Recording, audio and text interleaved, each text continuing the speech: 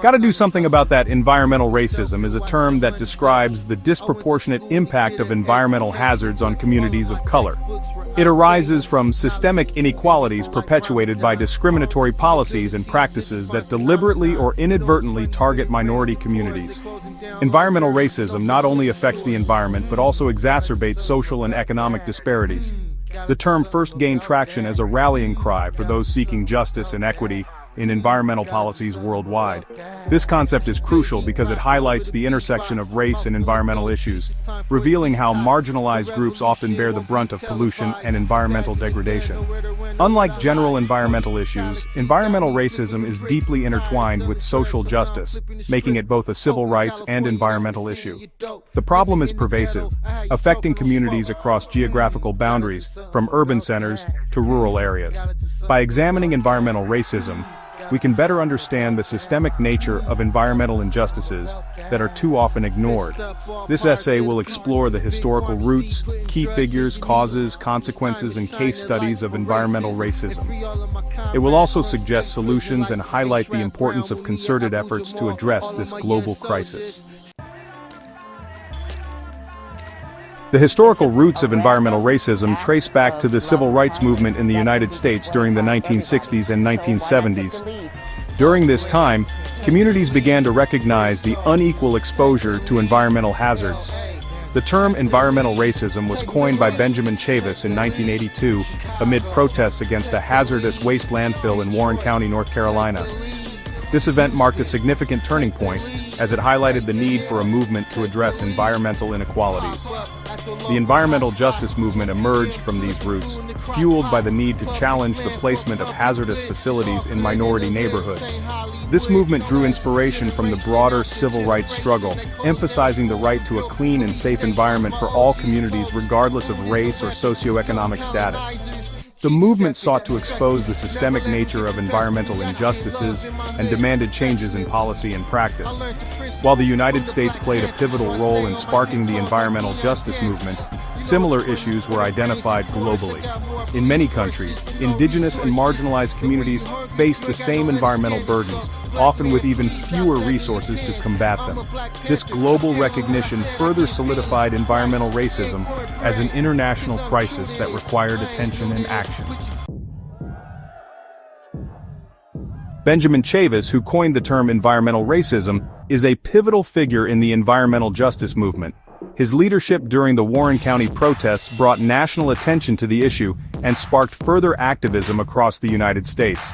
Chavis's work emphasized the urgent need to confront environmental discrimination and inspired many to join the cause.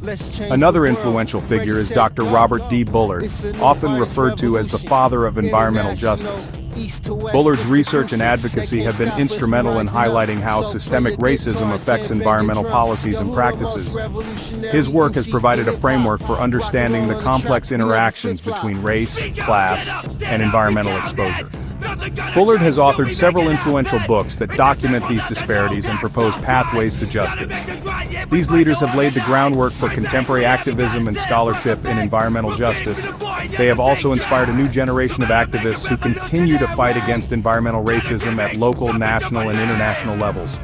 By highlighting the intersectionality of these issues, they have expanded the discourse to include a variety of perspectives and experiences. At the core of environmental racism are institutional racism and socioeconomic inequalities. Institutional racism is manifested through policies and practices, such as redlining and zoning laws, that systematically disadvantage minority communities. These policies often dictate where industrial facilities are placed, invariably leading to greater environmental burdens for these communities. Socioeconomic factors further exacerbate the problem. Many communities of color lack the political power and resources to influence decisions about environmental policies in their neighborhoods.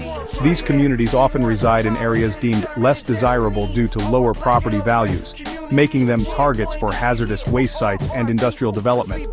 Economic considerations, such as cost-benefit analyses, often justify placing such hazards in minority areas due to perceived lower economic costs.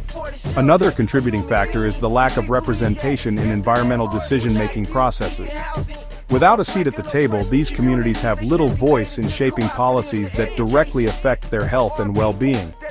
This exclusion perpetuates a cycle of neglect and marginalization, further entrenching environmental racism. Well, all these groceries over... Section 5. Consequences of environmental racism.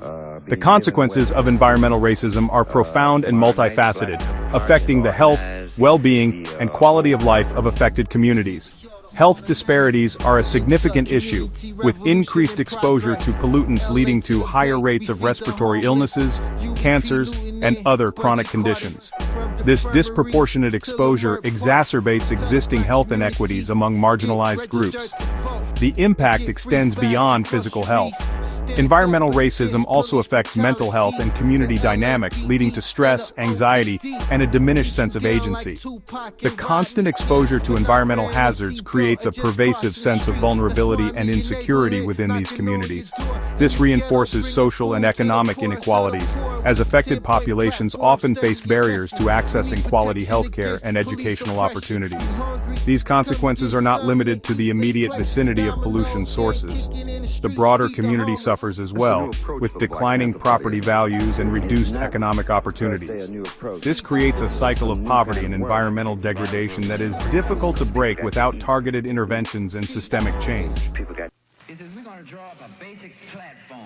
Section 6. U.S. Case Studies. The Flint water crisis is a stark example of environmental racism in the United States. In 2014, the majority-black city of Flint, Michigan, faced a water contamination crisis caused by lead leaching from old pipes. This crisis resulted from a series of governmental failures and negligence that disproportionately affected the city's black and low-income residents. The long-term health consequences and lack of accountability highlight systemic racism in environmental governance. Another example is Cancer Alley in Louisiana, a region with a high concentration of industrial plants. The predominantly black communities living in this area face elevated cancer risks due to toxic emissions. Despite ongoing advocacy, these communities struggle to achieve justice and adequate environmental protections. The disparities in regulatory responses further underscore the presence of environmental racism.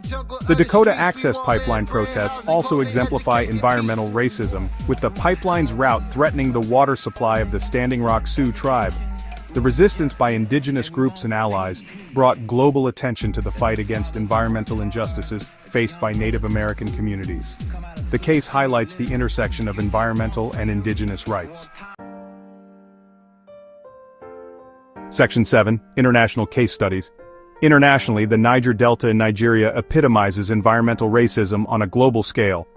Oil spills and pollution caused by multinational corporations have devastated the region, affecting the livelihoods and health of local communities. Despite producing a significant portion of Nigeria's oil, the region remains impoverished and environmentally degraded, with limited accountability for the environmental damages. Another case is the Lago Agrio oil field in Ecuador, where Texaco's operations resulted in widespread contamination of the land and water. Indigenous communities in the area have faced long-term health issues and environmental destruction. Legal battles have ensued, highlighting the challenges of achieving justice against powerful corporate interests. In China, the town of Guiyu is known for its e-waste recycling activities, where hazardous materials have led to severe environmental and health impacts. The community, primarily composed of migrant workers, suffers from high levels of lead poisoning and other health issues. These international examples illustrate the global nature of environmental racism and the need for comprehensive solutions. Section 8. Solutions and Movements. Addressing environmental racism requires a multifaceted approach, including grassroots activism and policy changes. Grassroots movements have been pivotal in raising awareness and advocating for affected communities. These local initiatives often lead to broader policy changes and inspire global action. Community organizing empowers residents and gives voice to the marginalized, making it a crucial component of the environmental justice movement. Policy changes are equally important. Implementing stricter regulations on industrial emissions and ensuring equitable enforcement of environmental laws can reduce the impact of environmental racism. The Justice 40 initiative in the United States aims to direct federal resources to marginalized communities, addressing disparities in environmental funding and support. Intersectionality plays a key role in developing solutions, as environmental injustices often intersect with race, gender, and class issues. Recognizing these intersections allows for more comprehensive and inclusive policies. Additionally, supporting indigenous rights and sovereignty is essential in addressing environmental racism, as these communities often possess valuable knowledge and strategies for sustainable environmental management. Section 9. Conclusion: the path forward. Environmental racism remains a pressing global crisis that calls for immediate and sustained action.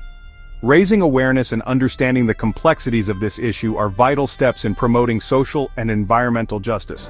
While progress has been made, much work remains to ensure that all communities have access to clean air, water, and a healthy environment. The path forward includes continued advocacy, education, and policy reform. Engaging diverse stakeholders and fostering collaboration between governments, corporations, and communities can lead to meaningful change. As environmental racism increasingly gains recognition on the global stage, it is imperative to maintain momentum and hold accountable those responsible for perpetuating these injustices. Ultimately, eradicating environmental racism requires a commitment to equity, justice, and sustainability. By embracing these principles, we can work towards a future where environmental burdens are shared equitably and all communities can thrive.